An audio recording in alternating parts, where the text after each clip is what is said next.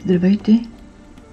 В това видео ви представям още една плетка от серията Шевиот. Тя е леко ажурна, много релефна и с красива текстура. Структурата е добре еластична, без възможност за отпускане.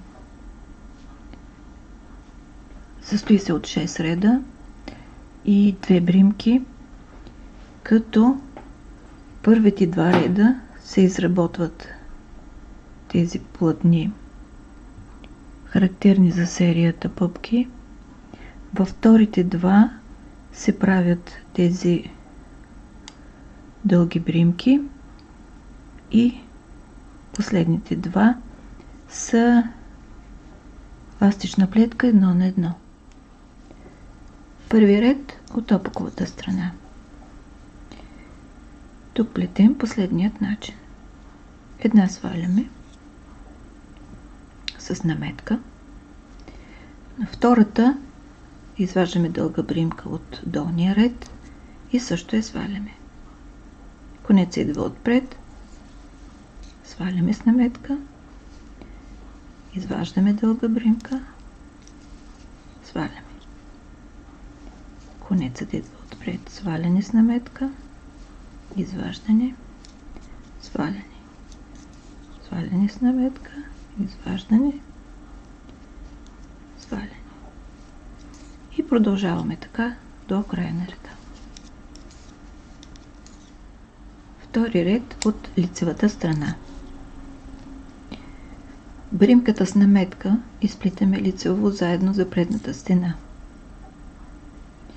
Двете бримки, от които едната е извадена от долния ред, изплитаме заедно за задната стена и правим наметка. Тази наметка ще ни послужи в следващия ред за дългата бримка. Лицеви 2 за предната стена, 2 лицеви за задната стена, наметка. 2 за предната, 2 за задната, наметка. 2 за предната, 2 за задната, наметка. И продължаваме така до края на реда. Трети ред от опаковата страна. Започваме дългите бримки. Лицева. Сваляме наметката, след което конец идва отпред и издърпваме дълга бримка. Лицева. Сваляме наметката, издърпваме. Лицева. Сваляме наметката, конец е отпред, издърпваме. И продължаваме така до края на реда.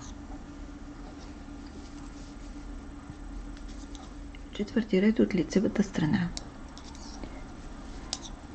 Тук продължаваме да сваляме дългата бримка. Една опакова, една свалена, конецът е отзад. Опакова, свалена. Опакова, свалена. Опакова, свалена. Опакова, свалена и така до края на реда.